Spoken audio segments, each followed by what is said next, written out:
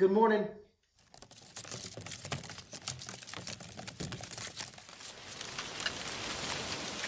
When I was a little boy, my dad used to use the expression, son, I'm going to put the fear of God in you.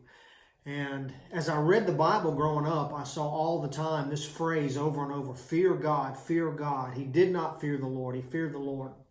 And always that created in me this fear of God, like the fear of a drive-by shooting, the fear that God was going to drop the hammer on me, or the fear that you have on an airplane when you see somebody and you think they might be a terrorist, that kind of fear that comes in our hearts. But the Bible doesn't speak of the fear of God in those terms. What the fear of God means in the Bible is that we're to live our lives in awe and reverential respect, so that it becomes the dominating or controlling factor in our life.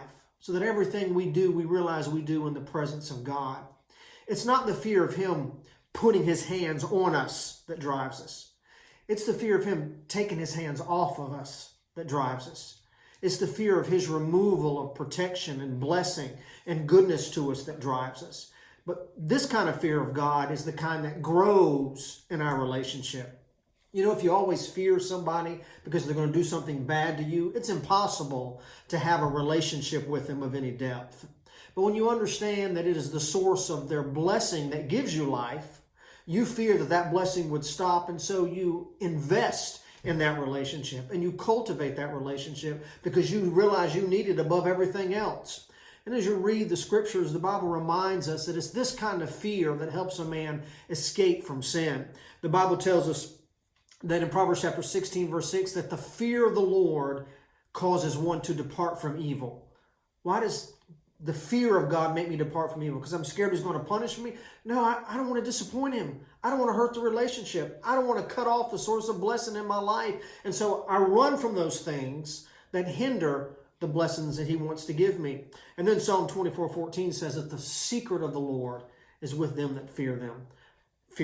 Do you understand why some people seem to just have the blessing and hand of God upon them? How they know things from Scripture, how God's love and life just seems to blossom in their environment?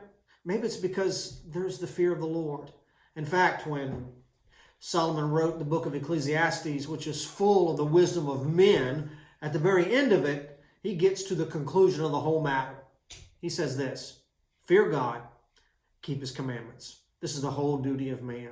And so if we'll live our lives on a day-to-day basis in the reverential awe of God, not fearing that He's going to drop the hammer on us, but that He'd take His hands off of us, and that we would no longer be in that protective circle of life that He puts us in, it causes us to run to Him for solace, for security, for strength, for grace, and all that we need. I hope that you'll think about this, and I hope that your life can have the motto written above it. This is a man, this is a woman that fears God.